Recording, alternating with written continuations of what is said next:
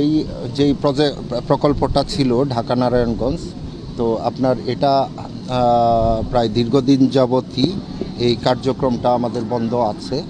তো আমাদের এই কার্যক্রম যেন চলমান হয় আবার নতুন করে।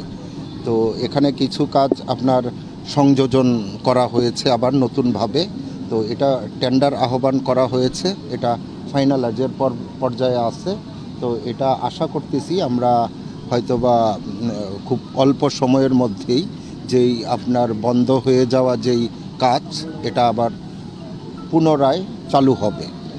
যারা চায়না কোম্পানি যেটা ছিল তাদের ক্যাপাসিটি অথবা তাদের আপনার কাজটা সঠিকভাবে না করতে পারার যেই অভিজ্ঞতা যেটা আছে এটারও ঘাটতি ছিল, যার ফলে তারা কিন্তু কাজটা না করে এই আমাদের আংশিক কাজ সম্পন্ন করে তারা চলে গেছে। যার ফলে কিন্তু আমাদেরকে আবার নতুন করে যেই আংশিক কাজ আবার যেই পুরো যে প্রকল্পের কাজটা যেটাকে আবার পুনঃদরপত্র আহ্বান করে আমাদেরকে নতুন করে কিন্তু এটাকে আবার কাজটা করিয়ে নিতে হচ্ছে। যার ফলে আপনার এই সময়টা আমাদের কালক্ষেপণ হয়েছে। তো এটা আমরা চাচ্ছি খুব দ্রুতভাবে যেন এই কাজটা করাতে পারি, কারণ এই লাইনটা আজকে আমিও নিজেও পরিদর্শন করলাম। আমাদের সাথে সংশ্লিষ্ট অনেক ইঞ্জিনিয়ার সাহেবরাও ছিলেন।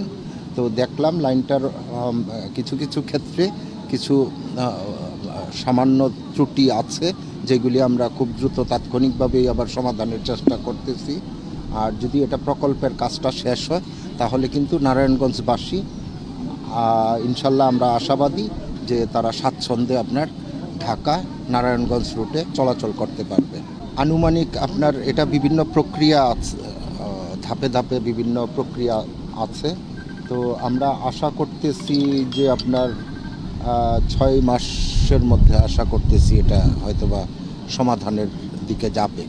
নারায়ণগঞ্জবাসীর এই দুর্ভোগ লাঘবের জন্যই কিন্তু এই প্রকল্পটা হাতে নেওয়া হয়েছিল, যেই জায়গায় আপনার 16 জোড়া